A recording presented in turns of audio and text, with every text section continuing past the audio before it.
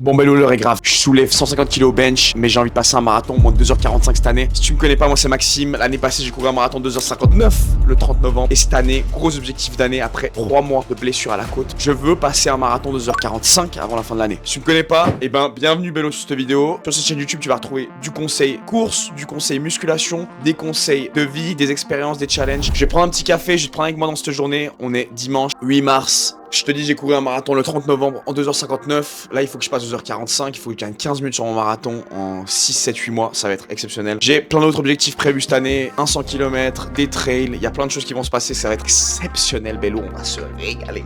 Mon petit gars, on va se régaler, mon petit lousti. Bref, Bello, parlons un peu d'objectifs. Donc, comme je t'ai dit, cette année, l'objectif, c'est la course. J'avoue que depuis 3 mois, là, j'ai pas trop couru. Je suis blessé de fou. J'ai blessé à la côte, mec. Si tu suis pas sur Insta, j'avais commencé la lutte. Début de l'année, je me suis dit, nouveau challenge, je fais de la lutte. Malheureusement, en fait, comme j'étais blessé à la côte depuis décembre, comme je m'étais lâché une barre de bench sur la côte et puis j'avais fait une de folies du genre, et bah la lutte c'est peut-être pas le meilleur sport quand t'as mal à la côte parce que du coup elle a pas eu le temps de se remettre. Du coup simplement en fait, je suis resté blessé pendant je sais pas longtemps quoi. Hey bro! Donc j'ai laissé traîner cette blessure pendant un petit moment et du coup là on est 3 mois après. Et 3 mois après je peux enfin dire que la côte commence à re-être en forme. 3 mois de blessure c'est quand même énorme en vrai, on se rend pas compte, mais 3 mois où j'ai repris un peu la lutte mais j'ai vite arrêté parce que je me suis blessé. Et du coup pendant ces 3 mois je suis passé de faire un marathon de 2h50 9 à plus pouvoir courir. Je suis passé de 300 km par mois en novembre quasiment, à me blesser à la côte directement après, 10 jours après le marathon, et à devoir arrêter de courir. Donc là j'ai fait 0 kill quasiment en décembre. En janvier j'ai quasiment fait 0 kill, j'en pense 20-30 kills. Et puis en février pardon, j'ai dû faire aussi 20-30 kills. Et donc là mars j'ai repris en bombe, et là je suis environ à je pense 20-30 kills aussi. Mais fin du mois je risque d'avoir fait 100 kills tu vois. Donc là je commence à reprendre gentiment. Là c'est l'état des lieux, c'est où j'en suis. En plus de ça, mon prédicteur Garmin il me dit quoi? Il me dit lui que je vais faire un marathon 3h18. Donc j'ai déjà fait un marathon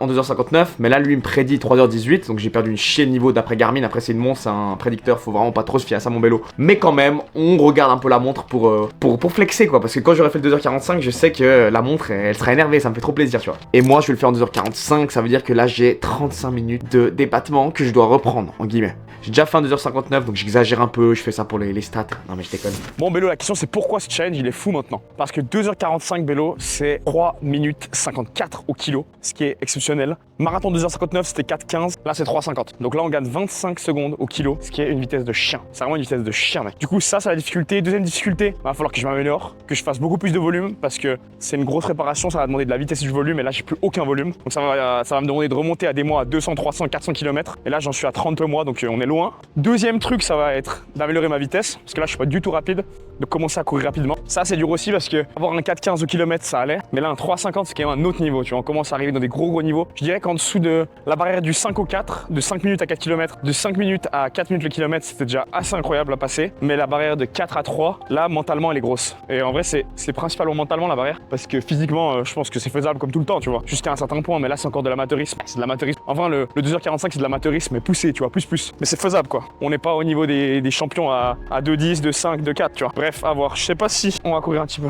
J'en peux plus. Voilà. Là, je cours dans la neige, je fais un peu le fifou avec mon petit micro et tout. Si ça tombe, j'ai pas l'air con, mec. Je suis pas peu fier, c'est moi qui ai fait la trace, mec. Et il y a un autre gars qui court avec moi, dont je ne connais pas le nom, et c'est tant mieux. Oh, j'ai les chaussures trempent, mec. Un truc de malade.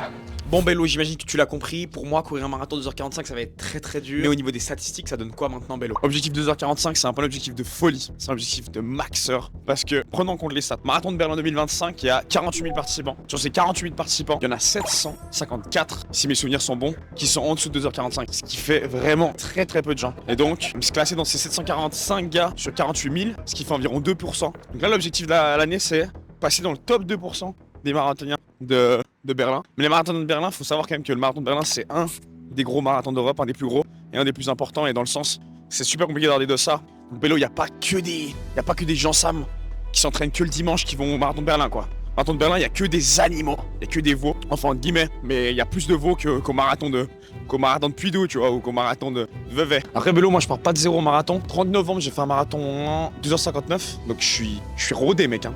Si tu me connais pas, je pars pas de zéro quoi. Mais tout le challenge, tout le but, c'est de faire ce marathon là sans perdre de masse musculaire et en devenant un énorme buff. C'est cette méthode hybride. C'est ce que je kiffe faire et ce qu'on va faire Bello. Ça c'est l'objectif. Donc là cette année j'ai 7 ou 8 mois là pour me préparer à fond pour le 2h45. Ah putain, regarde-moi ça. Uno. Et là le deuxième, attention le deuxième qui arrive. They see me rolling, dating. Allez.